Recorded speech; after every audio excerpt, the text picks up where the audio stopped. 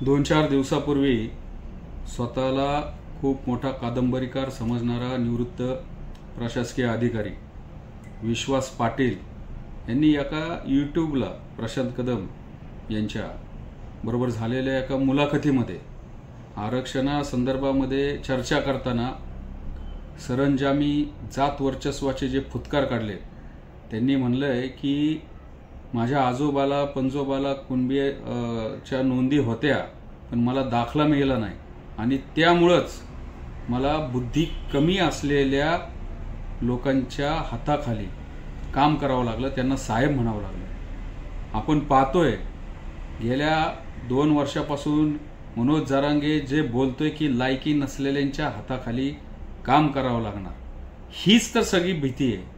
ह्या विश्वास पाटलांचा जाहीर निषेध करतो।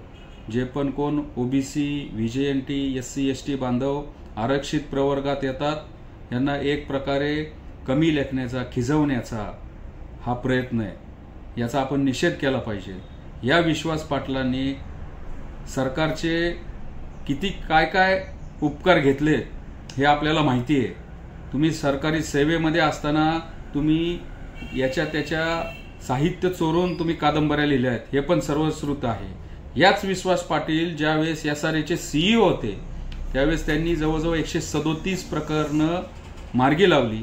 त्या 137 प्रकरणातील 33 प्रकरणामध्ये गैरव्यवहार झाल्याचे आरोप यांच्यावर झाले। हायकोर्टाने यांच्यावर गुन्हा दाखल करण्याचे आदेश दिलेत। याच विश्वास पाटलांनी मालाडमधल्या 2 बिल्डरला नियमबाह्य परवानग्या दिल्या आणि त्यातल्या एका कंपनीमध्ये यांची पत्नी चंद्रसेना विश्वास पाटील ही डायरेक्टर होती। ही या विश्वास पाटलांची बुद्धी, ही या विश्वास पाटलांची गुणवत्ता।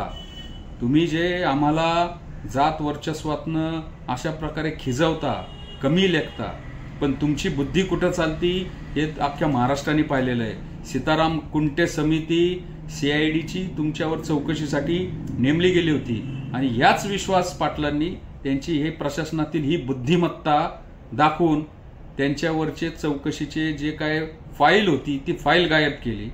त्याच्यामुळं गुणवत्तेचं तर आम्हाला बोलूच नका, पण तुम्ही जे ओबीसी एससी एसटी आरक्षित या बांधवांवर हे असले घाण उद्गार केले याची लवकरात लवकर माफी मागा, नाहीतर आपण सगळ्यांनी याचा ठिकठिकाणी जाहीर निषेध केला पाहिजे। याच्या तोंडाला काळं फासलं पाहिजे, कारण की आम्हाला जे संविधानाने अधिकार दिले त्या संविधानिक अधिकारांचा वापर करून आम्ही जे प्रवाहातले जे शुद्र अतिशूद्र गणलो गेलो होतो, जर आम्ही कुठंतरी राजकीय क्षेत्रात कुठंतरी प्रशासकीय अधिकारी म्हणून IAS IPS जर होत असेल, डॉक्टर होत असेल आणि आम्ही आमच्या गुणवत्ता दाखवून जर कुठंतरी एक चांगलं काम करत असेल तर ते अशी खिजवायची जी तुमची ही सरंजामी मानसिकता आहे ती इथल्या पुढं आम्ही खपवून घेणार नाही।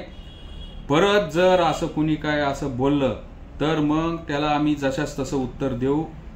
या विश्वास पाटीलनी लवकरात लवकर माफी मागावी, अन्यथा हेच ओबीसी बांधव हेच सगळे आरक्षित वर्गातले तुझं तोंड काळं करतील।